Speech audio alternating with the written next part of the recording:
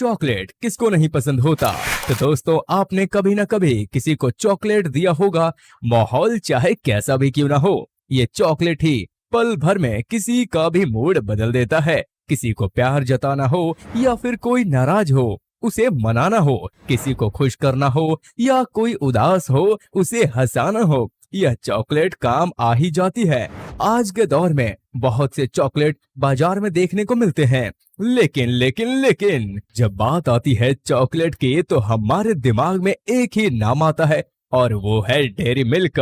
जी हाँ, आज प्यार से लेकर फेस्टिवल तक हर जगह ये डेयरी मिल्क को गिफ्ट के तौर पे दिए जाते हैं। लेकिन आपको ये जानकर हैरानी होगी कि जिस डेयरी मिल्क को आप इतने मजे से खाते हैं, उस डेयरी मिल्क को पहले कंप्यूटर से चखते हैं, तब जाकर ये मार्केट में लाया जाता है। मतलब सबसे पहले डेयरी मिल्क को कंप्यूटर से टेस्ट करवाते हैं और उसके अप्रूवल के बाद ही ये डेयरी मिल्क मार्केट में आती है।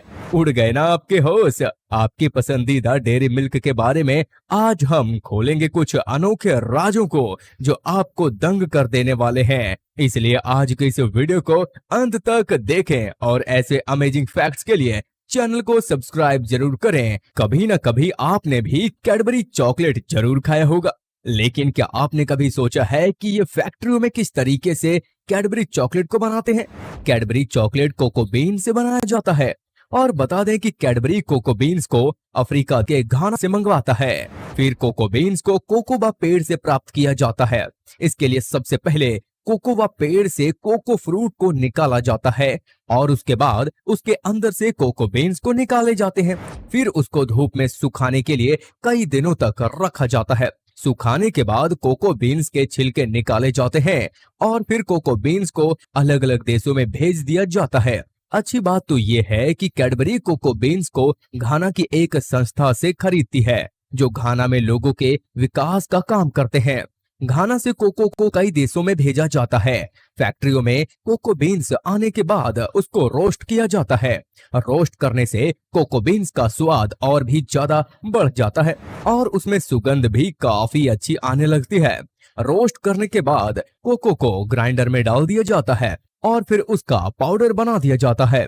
थोड़ा सा पाउडर बटर बनाने के लिए निकाल लिया जाता है और बाकी पाउडर को आगे भेज दिया जाता है, जहां पर एक बड़े से कंटेनर में उस पाउडर में दूध और चीनी मिलाकर एक गाढ़ी लिक्विड तैयार किए जाते हैं। फिर उस लिक्विड को वैक्यूम ओवन में डाला जाता है। उसके बाद उसका दोबारा पाउडर बना दिया जाता है। इस प्रोसेस के बारे में जानकर आपके मन में एक सवाल जरूर उठ रहा होगा, जब कोको पाउडर पहले से ही था तो फिर उसे लिक्विड बनाकर दोबारा पाउडर क्यों बनाया जाता है? बड़े बड़े फूड एक्सपर्ट्स के अनुसार ऐसा करने से इसके स्वाद में बढ़ोतरी होती है, इसलिए इस प्रोसेस को एक बार नहीं बल्कि 2 से 3 बार दोहराया जाता है। इसके बाद इसमें कोकोआ बीन्स का पाउडर बनाते समय जो थोड़ी मात्रा में बटर बनाने के लिए रखे गए थे, उस कोको बटर में कुछ लेवल्स ऐड करके मिक्सचर तैयार किया जाता है। मिक्सचर को सांचे में डालकर आकार दिया जाता है।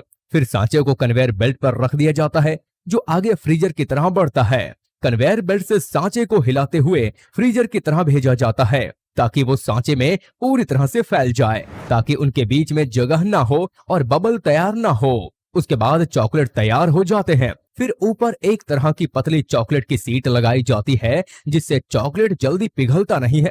अब चॉकलेट को पैकिंग के लिए भेजा जाता है, लेकिन पैकिंग के पहले भी एक प्रोसेस होता है। चॉकलेट को एक सेंसर से गुजारा जाता है जहां पर इसके वजन को मापा जाता है। यदि वजन में कुछ गड़बड़ी होती है तो उन्हें अलग छांट लिया जाता है और फिर बाकी चॉकलेट को पैकिंग मशीन की तरफ भेज दिया जाता है जहां पर चॉकलेट की पैकिंग होते हैं। पैकिंग के बाद चॉकलेट को गाड़ियों की मदद से बाजार में बिकने के लिए भेज दिया जाता है, जिसमें ये प्रोसेस तो कैडबरी के प्लेन चॉकलेट बनाने की थी, लेकिन कैडबरी चॉकलेट के तो बहुत सारे वैरायटीज हैं और उन सभी वैरायटीज के बनाने के प्रोसेस भी लगभग सेम ही है। फिर भी कुछ जानकारी के अनुसार यदि बात करें कैडबरी के fruit and nut variety chocolate के, तो इसे बनाने का भी पूरा प्रोसेस कैडबरी के प्लेन चॉकलेट के जैसा ही होता है। बस यहाँ पर जब मिक्सचर को सांचे में डाला जाता है तो उसी वक्त मिक्सचर में नट्स और दूसरे प्रकार के ड्राई फ्रूट्स को डाल देते हैं ताकि ये भी एक साथ फ्रीज हो जाएं। तो देखा दोस्तों आपने, हमारे फेवरेट कैडबरी चॉकलेट को बनाने के लिए कितना कुछ किया जाता है। तो दोस्तों कैसी लगी आपको ये हमारी आज की वीडियो, हमें कमेंट करके जरूर बताएं। साथ ही कमेंट में यह भी बताएं कि आप इसके बाद किस चीज की मेकिंग प्रोसेस वीडियो देखना चाहते हैं।